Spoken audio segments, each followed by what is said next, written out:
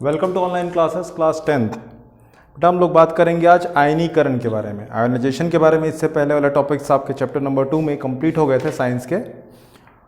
आयनीकरण किसे कहते हैं? देखिए मुख्यतः किसी भी विलयन की सांद्रता पर दो चीज़ें निर्भर करती हैं। आयन के दो चीज़ें निर्भर करती हैं, एक तो धन आयन, एक तो ऋण आयन। ठीक है, तो मुख्यतः हमको अम्ल और क्षार की पहचान, लास्ट टॉपिक में हमने चर्चा कर लिया था। अम्ल और क्षार की पहचान जो होती है वो H+ आयन यानी कि H हाइड्रोजन धन आयन पर और OH- यानी कि हाइड्रोक्साइड ऋण आयन पर निर्भर करती है। बिल्कुल यही आयनीकरण कहलाता है। आप एक छोटी सी परिभाषा लिखेंगे, किसी पदार्थ की विलयन की सांद्रता उसके आयनों पर निर्भर करती है, इसे ही आयनीकरण कहते हैं। उदाहरण के लिए समझते हैं बेटा, एक छोटा सा एग्जांपल मैं ले रहा हूं। H2SO4 ये मैंने लिया एग्जांपल। इसमें क्या होगा, इसको अगर विभक्त करेंगे, अलग अलग करेंगे तो यहाँ से 2H+ आयन निकलेगा और SO4 अलग निकलेगा। ठीक है, ये पहचान देता है हाइड्रोजन H+ आयन का विभाजन होना, और यही बताता है हमें अम्ल की उपस्थिति। किसकी उपस्थिति बतलाता है? अम्ल की उपस्थिति को बतलाता है। इसी पर अगर दूसरा एग्जांपल मैं ले लूं, CaOH2, अगर मैं ये एग्जांपल लेता हूं तो बिल्कुल मुझे एक चीज़ दिखाई देता है, यहाँ पर OH कैल्शियम अलग हो जाएगा और OH2OH- अलग हो जाएगा। तो चूंकि ये 2OH- अलग हुआ, ऋण आयन हुआ, तो ये किसकी उपस्थिति को बतलाता है? क्षार की उपस्थिति को बतलाता है। अगर ये दोनों चीज उपस्थित हैं तो दोनों चीज उपस्थित मतलब किस पर निर्भर कर रहा है? आयन पर निर्भर कर रहा है, मुख्यतः आयन पर निर्भर कर रहा है, इसीलिए क्या कहलाया? आयनीकरण कहलाया। बेटा एक और बात आई, क्या सभी यौगिक जो होते हैं जिसमें हाइड्रोजन होता है, क्या वो हाइड्रोजन होता है, क्या वो अम्ल होता है? नहीं बेटा, ऐसा नहीं होता। सभी में जहां पर हाइड्रोजन हो वो सारे यौगिक जो होते हैं वो अम्ल नहीं हो सकता। देखिए एक उदाहरण समझते हैं हम लोग लेते हैं ग्लूकोज को, C6H12O6 को लेते हैं बेटा। अगर इस चीज को मैं सुक्रोज में बदलता हूं, कहने का तात्पर्य ये ग्लूकोज की संरचना है। अगर ये ऐसा बना जिसमें हाइड्रोजन नहीं निकलेगा, क्या निकलेगा? इसमें निकलेगा बेटा H2O निकलेगा। ठीक है, कार्बन डाइऑक्साइड निकलेगा, ये निकलेगा H2O निकलेगा, पानी निकलेगा, कार्बन डाइऑक्साइड निकलेगा। मुख्यतः अगर मैं देखूं तो ठीक है, ये इम्बैलेंस है, इसको बैलेंस करना चाहे तो हम बैलेंस कर सकते हैं। यहाँ पे 3CO2 डाल दीजिए। यहाँ पर हम लोग हाइड्रोजन की मात्रा को लगभग 5 दूनी 10, 6 दूनी 12 कर देते हैं ना। ये 12 हो जाएगा, हाइड्रोजन यहाँ से 12, यहाँ 6, यहाँ 6, ये हो जाएगा बराबर, है ना। ठीक है, तो इस तरह से क्या होता है कि अगर इसकी संरचना देखते हैं, ग्लूकोज की संरचना को अगर हम लोग देखते हैं और इसको तोड़ते हैं तो हम लोग को हाइड्रोजन नहीं मिलता है। हाइड्रोजन नहीं मिलने की वजह से क्या होता है, ऐसे कुछ यौगिक होते हैं जो अम्ल प्रदर्शित नहीं करते हैं। कई जगहों पे ये बात आएगी। अच्छा, अब एक और बात आ रही है, क्या केवल अम्ल ही जलीय विलयन में आयन उत्पन्न करता है? बिल्कुल हाँ, अम्ल ही जलीय विलयन में आयन उत्पन्न कर सकता है। देखिए कैसे, जब आप क्या करते हैं, किसी परख नली पर सांद्र सल्फ्यूरिक अम्लों को लेते हैं। अगर आपने क्या किया है, सोडियम क्लोराइड लिया है, फॉर एग्जांपल मैं आपको समझा रहा हूं, आपने सोडियम क्लोराइड लिया है और इसमें सांद्र सल्फ्यूरिक अम्ल का फॉर्मूला होता है बेटा H2SO4। ये सल्फ्यूरिक अम्ल का फॉर्मूला है। H2SO4 जो है वो सल्फ्यूरिक अम्ल का फॉर्मूला है। हाइड्रोक्लोरिक अम्ल बोला जाए तो HCl, हाइड्रोक्लोरिक अम्ल कहा जाए तो क्या होगा? HCl होगा। सल्फ्यूरिक अम्ल कहा गया तो H2SO4 होगा। इसमें रिएक्शन कैसे होते हैं बेटा? एक चीज सीधा देख लीजिए, यहां पर हाइड्रोजन की संख्या कितनी है? 2 है, तो आप बिल्कुल सामने यौगिक वाले पर भी आप क्या लगा सकते हैं? 2 लगा सकते हैं, और 2 लगाते ही हैं। कारण यह होता है कि हाइड्रोजन की संख्या की जब बात करते हैं हम लोग H+ आयन की बात कर रहे हैं, तो जितनी मात्रा में हाइड्रोजन होती है उतनी मात्रा में ही क्या होता है, उसके दूसरे लवण यौगिक होते हैं।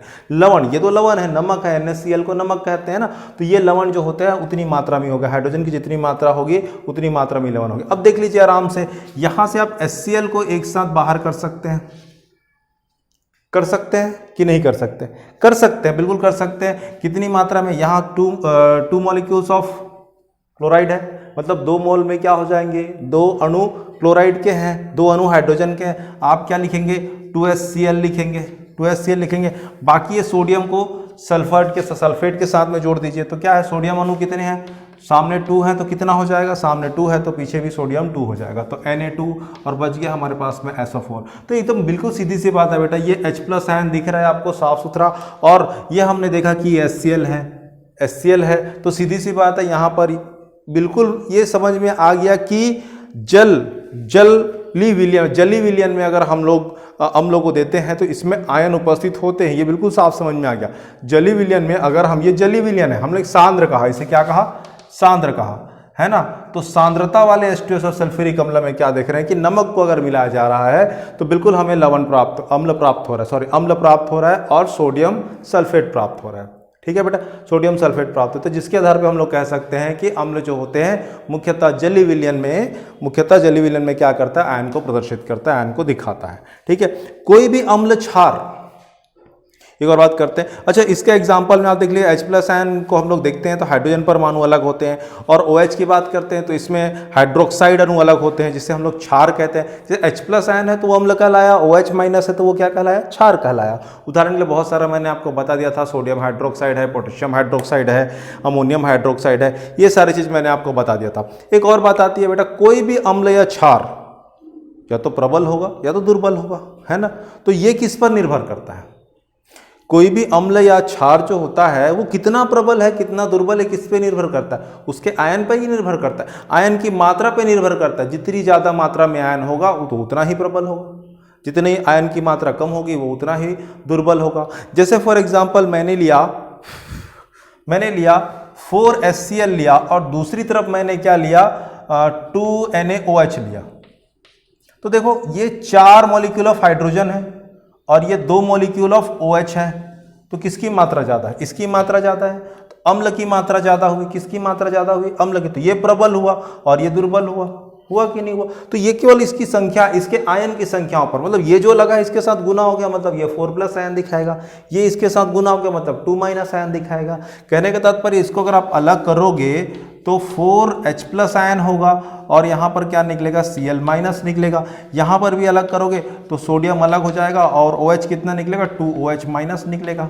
ठीक है, तो इसकी मात्रा कितनी है, 4 और इसकी मात्रा कितनी है, 2 है। तो इस हिसाब से हम लोग सीधा सीधा देख करके समझ सकते हैं कि कौन सा प्रबल है और कौन सा दुर्बल है।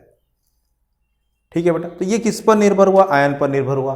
पूर्णतः आयनित होते हैं, हमेशा याद रखिएगा कि अम्ल और क्षार, प्रबल अम्ल तथा प्रबल क्षार अणु पूर्णतः आयनित होते हैं, जबकि दुर्बल और दुर्बल क्षार, देखो प्रबल अम्ल और प्रबल क्षार जो होते हैं वो हमेशा आयनित होते हैं, हमेशा आयन से जुड़े हुए होते हैं, जबकि दुर्बल अम्ल तथा क्षार के अणु आंशिक रूप से आयनित होते हैं। मतलब दुर्बल वाले अम्ल हो गया, दुर्बल वाले क्षार हो गया, वो कंफर्म नहीं है, वो फिक्स नहीं है कि उतना ही आयन होगा नहीं होगा, कई जगहों पे होता है कई जगहों पे नहीं होता, उसको आंशिक रूप से कहते हैं, तो वो ज़्यादा जरूरी नहीं है। पर हमको अर्थात दुर्बल अम्ल और क्षार के विलयन को उसके कुछ अणु आयनित होते हैं, इसके आधार पे हम लोग कह सकते हैं कि ज़्यादातर जो दुर्बल वाले अम्ल होते हैं और क्षार होते हैं वो अनायनित ही होते हैं, उसमें आयन नहीं होता दुर्बल वाले में। लेकिन हम तो ज़्यादातर प्रबल वाले ही देखते हैं, HCl प्रबल होता है, H2SO4 प्रबल होता है, HCl भी बोलो तो वो भी अम्ल है, H2SO4 बोलो तो वो भी अम्ल है। ठीक है ना बेटा।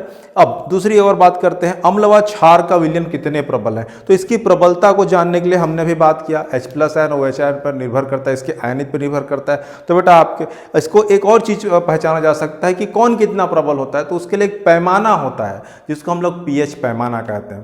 बेटा pH पैमाना, P का मतलब होता है पॉन्टेज, P का मतलब क्या होता है, पॉन्टेज होता है, जिसको हम लोग, एक साइंटिस्ट होता है पेंटोज नाम का साइंटिस्ट, उन्होंने दिया था pH स्केल पैमाना, pH पैमाना जिसे हम लोग कहते हैं। एक सीधा सा एग्जांपल बता रहा हूं मैं, या सॉल्यूशन बता रहा हूं pH पैमाना का। आप लोगों ने स्केल देखा है, एक सीधा सा स्केल है ना, 0 से चालू होता है, याद होगा, 0 1 2 3 4 5 6 7 8 9 10 11 12 13 और 14, मतलब ये 14 तक हो गया, है ना बेटा।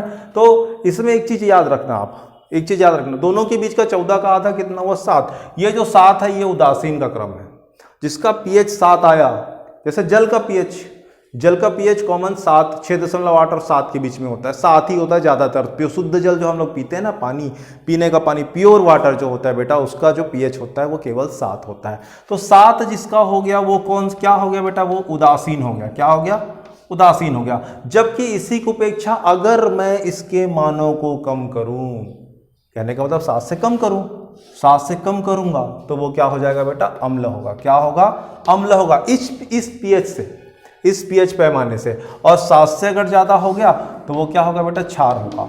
लेकिन ये एकदम सामान्य सा पीएच स्केल है जिसके आयतनों के हिसाब से हम, जिसके मानों के हिसाब से हम मान सकते हैं कि इस क्रम से इस क्रम तक क्षार होता है, इस क्रम से इस क्रम तक अम्ल होता है। लेकिन H+ आयन, अगर मैं इसी चीज़ को H+ आयन के साथ जोड़ता हूँ और OH- के साथ जोड़ता हूँ तो कैसे क्रम होते हैं। तो चलिए देखते हैं इसके क्रम कैसे होते हैं और इसकी पहचान कैसे होती है। ठीक है, मैंने लिया OH के साथ में लिया इसको, क्रम यही बना हुआ है ना। ठीक है, ये इसी में जोड़ दे रहा हूँ, सीधे सीधे संख्या नहीं जोड़ रहा हूँ और मैं वापस। ठीक है, ये हो गया, ये हो गया, ये 14 तक हो गया बेटा, है ना। ठीक है, ये देखो, यह 0 से शुरू करते हैं। 10 घातांक 0, 10 की घातांक ऋण 1, 10 घातांक ऋण 2, यहाँ 10 घातांक ऋण 3, 10 घातांक ऋण 4, 10 घातांक ऋण 5, 10 घातांक ऋण 6, 10 घातांक ऋण 7, 10 घातांक ऋण 8, 10 घातांक ऋण 9, 10 घातांक ऋण 10, 10 घातांक ऋण 11, 10 घातांक ऋण 12, 10 घातांक ऋण 13 और 10 घातांक ऋण 14। बिल्कुल बेटा, ये जो दिया हुआ है ये H+ आयन का क्रम है। मतलब क्या हुआ, कौन सा बड़ा है? क्या 10 घातांक ऋण 14 बड़ा है कि 10 घातांक ऋण 1 बड़ा है? तो ये कैसे पहचानेंगे? क्या आप लोगों ने मैथ्स में पढ़ा है बेटा? ग्राफ, इस तरह से ग्राफ पढ़ा था जिसमें यहाँ पे 0 होता है, यहाँ पर 1 2 3 4 और इधर -1 -2 -3। तो बेटा अगर मैं बोलूँ कि बड़े से छोटे आओ तो कैसे आओगे? बड़े से छोटे में 4 3 2 1 0 -1 -2 -3। तो बड़ा कौन सा है बेटा? इधर 4 बड़ा है, 3 उससे छोटा, 0 बड़ा हो गया, 0 से छोटा क्या है? -1 -1 से छोटा -2 -2 से छोटा -3। तो इस क्रम में अगर हम लोग चलते हैं तो -14 बहुत छोटा हो गया और -1 बहुत बड़ा हो गया। तो अम्ल में यही हुआ, हमने बोला 1 तक जाना है, हमने 1 तक गया, बोला कि जिसका पैमाना जितना कम होता है। H+ आयन में 10 घातांक ऋण 1 जो है, 10 के पावर ऋण 1 जो है, इसका पैमाना पीएच स्केल का पैमाना ये सबसे ज़्यादा अम्लीय होता है। और जिसका तो 0 10 0 हो गया उसका तो पूरा अम्ल ही अम्ल है वो, है ना। तो ये एक अम्ल का क्रम है। बिल्कुल इसको उल्टा कीजिए, उल्टा कीजिए मतलब इसको उधर लिखे उसको इधर लिखे। चलिए मैं इसको लिखता हूँ -14 -13 -12 -11 -10 -9 -8 10 टू द पावर है ना बेटा, ये -7, ये -6, ये -5, ये -4, ये -3 -2 -1 और ये 10 टू द पावर 0। बताओ, क्षार उधर बढ़ रहे हैं ना, तो माइनस किधर बढ़ा है? उधर तो बढ़ा है। तो इससे एक चीज समझ में आता। अच्छा एक चीज और देख लो, कोई चीज नहीं मिल रहा है, सिर्फ ये 7 को छोड़ के कोई चीज नहीं मिल रहा है। जहां 7 है, मैंने पहले बताया, जहां 7 है वो क्या होगा? उदासीन होगा। जो ऋण 7 है वो क्या होगा? उदासीन होगा, है ना। बाकी ये क्रम देख लीजिए, इधर से बड़ा ये, उधर से बड़ा इधर, इधर से इधर है तो इधर वाला बड़ा, इधर से उधर गया तो उधर वाला बड़ा। तो कहने के हिसाब से हमारा क्षार का जो क्रम है वो सही है, अम्ल का जो क्रम है वो सही है। तो जितनी ज़्यादा मात्रा में ऋणात्मक होगी उतनी आयनित होगी, अम्लीय होगी, और जितनी ज़्यादा धनात्मकता की ओर बढ़ेंगी, जितनी संख्या की ओर बढ़ेंगे उतना क्या होगा? वो क्षारीयता को दर्शाएगा। तो पीएच स्केल पैमाना ऐसा होता है बेटा। और ये हमने H+ आयन और OH- के हिसाब से भी बना दिया, वो भी वही चीज़ बता रहा है। तो आपके बुक में कुछ दिया है बेटा, क्या है पीएच का मान? ये पॉन्टेज है, इसको पैमाना तैयार किया गया है और इसमें हाइड्रोजन आयन पीएच द्वारा प्रदर्शित किया जा सकता है। ठीक है, ये दिया हुआ है। ठीक है, तो अब इसमें आपको कुछ चीज़ें करनी है बेटा। हमारे दैनिक जीवन में किस प्रकार का दैनिक जीवन में हम लोग जो क्रिया करते हैं, महत्व, पीएच का क्या महत्व है हमारे दैनिक जीवन में? तो बेटा कुछ चीज़ों को याद रखना है। पीएच का मान जो होता है वो भी पदार्थ की अम्लीयता व क्षारीयता को समझने में मदद करता है। ठीक है, हमारे शरीर में कई प्रकार के द्रव पाए जाते हैं, विशिष्ट पीएच होता है सबका अलग अलग, जैविक रासायनिक क्रिया भी संपन्न होती है, और आसपास के पानी हो गया, मिट्टी हो गया आदि का जैसे पीएच है वो दैनिक जीवन में महत्वपूर्ण भूमिका। तो पानी का जो पाचन की जो पीएच प्रक्रिया, इसमें क्या होता है? पाचन में HCl निकलता है, तनु हाइड्रोक्लोरिक अम्ल निकलता है, अम्ल का स्त्राव होता है, उसका पीएच कितना होता है? उसका पीएच कितना होता है? रक्त का पीएच कितना होता है ना। रक्त का पीएच जो होता है ब्लड का जो 6.6 से लगभग 6.8 से 7.8 तक का पीएच होता है। लार का पीएच कितना होता है? 5.5 के आसपास होता है। पौधों और जंतुओं की आत्मरक्षा के लिए फार्मिक अम्ल को छोड़ देते हैं। फार्मिक अम्ल जो होता है वो उसमें पाया जाता है पौधों में, कांटेदार पौधे जो देखोगे ना उसमें फार्मिक अम्ल होता है। चुभता तो आपको जलता नहीं है, चुभता है तो गड़ता है, फिर बाद में वो जलन करता है थोड़ा सा, तो उसमें फार्मिक अम्ल पाया जाता है बेटा, जो पौधे के कांटों के माध्यम से छोड़ दिया जाता है, जिससे हमें वो अपनी रक्षा करते हैं, आत्मरक्षा करते हैं। तो ऐसी बहुत सारी चीज़ें। मिट्टी का पीएच, फसल उत्पादन बहुत इंपॉर्टेंट है बेटा कि मिट्टी का पीएच कैसा है। मिट्टी का पीएच जितना सही होगा, जितना अच्छा होगा, और मुख्यतः 5 से 8 के बीच में होना चाहिए, अम्लीय नहीं होनी चाहिए, पूर्णतः क्षारीय भी नहीं होनी चाहिए। तो उस अवस्था में जब मिट्टी है तो वो बहुत ही अच्छा उत्पादन दे सकती है, लेकिन अगर उस अवस्था में नहीं है तो उसकी उत्पादन क्षमता कम होगी। ठीक है बेटा, ये बहुत इंपॉर्टेंट है। बात करेंगे हम लोग लवण के बारे में, वो पीएच वाला आप लोग पढ़ लीजिएगा, नॉर्मल थ्योरी है, उसमें समझाने लायक कुछ नहीं है। ठीक है, जो मैंने समझाना था वो मैंने समझा दिया। लवण जहां तक से मैंने आपको पढ़ाया था कि लवण हमेशा उदासीन होता है। लवण क्या होता है? हमेशा उदासीन होता है, जिसमें धन आयन और ऋण आयन दोनों होता है, जिसमें धन आयन और ऋण आयन दोनों होता है। मतलब H+ आयन OH- आयन होगा ये जरूरी नहीं है, पर इन दोनों अम्ल और क्षार के मिश्रण से क्या उत्पन्न होता है? अम्ल की उपस्थिति और क्षार की उपस्थिति, यानी H+ आयन और OH- आयन को मिलाओगे तो वो लवण का निर्माण करता है। चलिए मुख्यतः कुछ देख लेते हैं। धनावेश और ऋणावेश होती है, तो मुख्यतः अम्ल और क्षार होने से क्या होता है? उदासीनीकरण अभिक्रिया होती है। चलो इस पर कुछ रिएक्शंस देख लेते हैं हम लोग, कुछ समीकरण देख लेते हैं जो आपकी बुक में भी दिया हुआ है, आप बुक से भी आसानी से समझ सकते हैं और देख सकते हैं। ठीक है, हम लोग लेते हैं नाइट्रिक ऑक्साइड। नाइट्रिक ऑक्साइड का फॉर्मूला है HNO3, और इसके साथ में पोटेशियम हाइड्रोक्साइड लेते हैं, HNO3 प्लस पोटेशियम हाइड्रोक्साइड। बेटा ये सब चीजें है ना, नाइट्रिक ऑक्साइड H+ आयन है तो ये जली विलयन है, ये भी जली विलयन है, एक्वस सॉल्यूशन जिसे कहते हैं, इसको रिएक्शन कराना है। यहां से एक हाइड्रोजन लीजिए, यहां से OH को लीजिए, दोनों को मिला दीजिए, जल बन गया, 2 हाइड्रोजन 1 ऑक्सीजन, बिल्कुल बाहर निकाल के लिख दीजिए H2O। बचा क्या बेटा आपके पास है? पोटेशियम नाइट्रेट, आप लिख दीजिए KNO3, पोटेशियम नाइट्रेट। एकदम सिंपल सा रिएक्शन होता है बेटा, सिर्फ ये समझना है कि रिएक्शन में क्या चीजें दिख रही है हमको। ये जली विलयन है तो जल निकलना चाहिए, सीधी सी बात है। ये एक्वस सॉल्यूशन हो गया और ये द्रव हो गया। ठीक है, सोडियम नाइट्रिक अम्ल को लिए हमने पोटेशियम हाइड्रोक्साइड, नाइट्रिक अम्ल को लिए पोटेशियम हाइड्रोक्साइड के साथ में मिलाया, पोटेशियम नाइट्रेट बन गया और जल मिल गया हमें। ठीक है, दूसरे एक एग्जांपल और लेते हैं, H2SO4 प्लस CuOH ट्वाइस, ये लिया बेटा, है ना, CuOH ट्वाइस लिया, ये भी जली विलयन है, ये भी जली विलयन है, दोनों जली विलयन है। यहाँ पे हाइड्रोजन की मात्रा कितनी है बेटा? 2। यहाँ पे हाइड्रोजन की मात्रा कितनी है? 2। और यहाँ पे ऑक्सीजन की मात्रा कितनी है? 2। मुझे कितना जल निकालना चाहिए? मुझे हाइड्रोजन कितना निकालना चाहिए? 4। मैंने 4 हाइड्रोजन निकाल दिया, देखो यहाँ का 2, यहाँ का 2, 4 हाइड्रोजन निकल गया, यहाँ ऑक्सीजन 2, ये 2 ऑक्सीजन निकल गया। अब बचा क्या बेटा? कॉपर बचा और SO4 बचा है, कॉपर सल्फेट। ये लो लवण बन गया कॉपर सल्फेट, बिल्कुल आसान है अभिक्रिया। ठीक है, इसके अलावा आप देखते हैं हम लोग एसिटिक अम्ल, एसिटिक अम्ल का फॉर्मूला होता है बेटा CH3COOH, ये एसिटिक अम्ल का फॉर्मूला होता है, ये भी जली विलयन होता है। और इसमें हम लोग क्या करते हैं? सोडियम हाइड्रोक्साइड के साथ में क्रिया कराते हैं, बिल्कुल एकदम आसान है। सोडियम हाइड्रोक्साइड, दोनों OH को ले लिए, यहाँ से इस हाइड्रोजन को ले लिए, ये बाहर हो गया बेटा, क्या निकल के आया? पानी। आपके पास क्या बचा बेटा? सोडियम एसीटेट, यानी कि CH3COONA, सोडियम एसीटेट बन गया, एसीटेट बन गया, सोडियम एसीटेट, सोडियम के साथ जुड़ गया Na के साथ में। ठीक है, एक एग्जांपल और लेते हैं, CH3COOH, और इसमें जोड़ देते हैं ammonium hydroxide, NH4OH, ammonium hydroxide कहलाता है। बिल्कुल वही प्रतिक्रिया, यहाँ से भी जल निकाल दीजिए आप, बिल्कुल आसानी से जल निकल जाएगा। क्या बन जाएगा? अमोनियम एसीटेट बन जाएगा।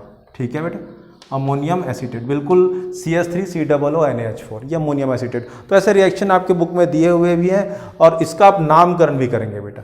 ठीक है, तो ये बात हुई। उपरोक्त उदाहरणों से हम देखते हैं कि लवण का धनात्मक भाग क्षारक से आता है। लवण का जो धनात्मक भाग जो होता है, लवण का धनात्मक, ये प्लस है, ये माइनस है, ये प्लस है, ये माइनस है, ये प्लस है, ये माइनस है, ये प्लस है, ये प्लस है, ये माइनस है, ये प्लस है, दिख रहा है सब प्लस माइनस। तो धनात्मक भाग कहां से आ रहा है? क्षार से आ रहा है। धनात्मक हिस्सा हम यहां से निकाल रहे हैं, क्षार से निकाल रहे हैं। ठीक है बेटा, इस हिस्से से भी निकला, धनात्मक वाला कहां से आया? क्षार से आया, यहां से भी क्षार से आया, यहां से भी क्षार से आया, यहां से भी क्षार से आया। ये सब क्षारी है ना, इसमें से धनात्मक वाले हिस्से निकल करके आ रहे हैं। ठीक है, जिसे क्षारी मूलक कहते हैं, जो क्षार से निकल के आता है उसे क्षारी मूलक कहते हैं बेटा। और ऋणात्मक भाग अम्ल से आता है। ऋणात्मक भाग कहां से आ रहा है? यहां से, यहां से, यहां से ऋणात्मक भाग निकल के आया ना ये सब, तो इसे क्या कहेंगे? अम्लीय मूलक कहेंगे। बेटा बहुत आसान है, याद रख लीजिएगा जी। जहां पर जो क्षार से निकल के आ जाए, क्षार से इसका धनात्मक निकल आ जाए, रिएक्शन करने पर लवण जब बनाते हैं ना तो लवण में धनात्मक वाला हिस्सा अगर क्षार से निकल आता है तो उसे क्षारीय मूलक कहते हैं, और अगर ऋणात्मक भाग जो होता है वो अगर अम्ल से निकल के आता है उसे अम्लीय मूलक कहते हैं। बहुत काम आएगा बेटा क्षारीय मूलक और अम्लीय मूलक, आगे और पढ़ने मिलेगा तुम। ठीक है, क्या सभी लवण उदासीन होते हैं? अम्ल और क्षार की में उदासीनीकरण अभिक्रिया होती है, हमने पहले भी पढ़ा है। लवण बनता है, क्या लवण का पीएच का मान अलग अलग, पीएच का मान, लवण का पीएच का मान अलग अलग भी आते हैं, है ना? तो प्रत्येक में लवण की उपस्थिति अम्लीय या क्षारीय मूलक की प्रकृति का जानना होगा। तो समझने के लिए हम लोग क्या करते हैं, साधारण नमक NaCl और क्षारीय मूलक इसमें साधारण नमक में देख लो, साधारण नमक NaCl होता है, हमने पहले भी पढ़ लिया। NaCl जो होता है साधारण नमक होता है, जिसको अलग करने पर Na+ और क्या मिलता है, Cl- मिलता है। Na+ और Cl- मिलता है, जिसमें Na+ जो होता है, Na+ जो कि कहाँ से आ रहा है, क्षार से निकल के आ रहा है, तो ये प्रबल क्षार सोडियम हाइड्रोक्साइड, और अम्लीय मूलक Cl प्रबल अम्ल हाइड्रोक्लोरिक अम्ल HCl से आते। देखिए कैसे, इधर देखिए मैं लेता हूँ NaOH+, इधर ले लेते हैं HCl। क्या किए हमने HCl को जोड़ दिया, जोड़ा कि नहीं जोड़ा, तो हमारे लिए क्या बन गया, NaCl बन गया। बना कि नहीं बना? तो ये कहाँ से आया, क्षार से निकल करके ये आया, सोडियम क्षार से निकल करके आया, इसलिए प्रबल क्षार बना। सोडियम क्षार से निकल के आया इसलिए प्रबल क्षार बना, है ना। क्लोरीन अम्ल से निकल करके आया इसलिए ये क्या बन गया, प्रबल अम्ल बन गया। सीधा सा एग्जाम्पल है बेटा, है ना, समझना है। इसी के आधार पर हम लोग क्या है, आगे दिए हुए आपके बुक में जो दिया हुआ है क्वेश्चंस, उसको आप लोग बना के रखेंगे बेटा। सीधा सा एग्जाम्पल बता रहा हूँ, ये क्षार से निकल के आया इसलिए सोडियम यहाँ पे क्षारीय है, प्रबल क्षारीय। ये अम्ल से निकल करके आया, HCl अम्ल होता है इसलिए प्रबल अम्लीय हो गया। ठीक है, तो ऐसा आप लोग करके देखेंगे। लास्ट अंतिम टॉपिक पे हम लोग चर्चा करते हैं अम्ल वर्षा। बेटा जब देखो जल का पानी जो होता है, बारिश जब होती है तो वातावरण में बहुत सारे अम्लीय चीजें उपस्थित होती है, अम्लीय गैसें उपस्थित होती है, वायुमंडल में बहुत सारे गैस, इनका विलय हो जाना, उस जल में मिल जाने से जल का पीएच जो होता है वो 5.6 से कम हो जाता है। 5.6 से कम हो जाता है तो पानी जो होता है वो अम्लीय हो जाता है, यानी कि वो अम्ल वर्षा में बदल जाता है। ठीक है, अम्ल वर्षा का मुख्य कारण जो होता है वो हम लोग जो ईंधन जो यूज़ करते हैं गाड़ियों में जो चलाते हैं, इससे कार्बन डाइऑक्साइड निकलता है, कार्बन मोनोऑक्साइड निकलता है, नाइट्रोजन गैस निकलते हैं मुख्यतः, है ना, नाइट्रोजन के ऑक्साइड्स निकलते हैं। साथ ही जैसे हम लोग वो भी देख लेते हैं वनस्पति के जैसे सड़ जाते हैं, ज्वालामुखी फूटने से होता है, गैसें कई प्रकार के गैसें निकलती हैं, जिसमें हम लोग देखते हैं कार्बन डाइऑक्साइड निकल गया, सल्फर डाइऑक्साइड निकल गया, नाइट्रोजन गैस निकल गया। ये सब गैसें वातावरण में उड़ती हैं, वातावरण में मिलने से क्या होता है, जल के साथ में मिलती है और जल का पीएच को कम कर देती है, 5.6 से कम कर देती है और अम्ल वर्षा में तब्दील कर देता है, अम्ल वर्षा बदल जाता है, अम्ल वर्षा में बदल जाती है। ठीक है बेटा, इतनी ही टॉपिक थी आपके बुक में और मैंने सारा टॉपिक कंप्लीट कर दिया है, चैप्टर आपका कंप्लीट हो गया है। क्वेश्चन आंसर नेक्स्ट वीडियो में या फिर क्वेश्चन आंसर जब आप क्लास में आओगे, जैसे भी आओगे तब आपको दे दिया जाएगा। थैंक यू सो मच, पढ़ते रहिएगा।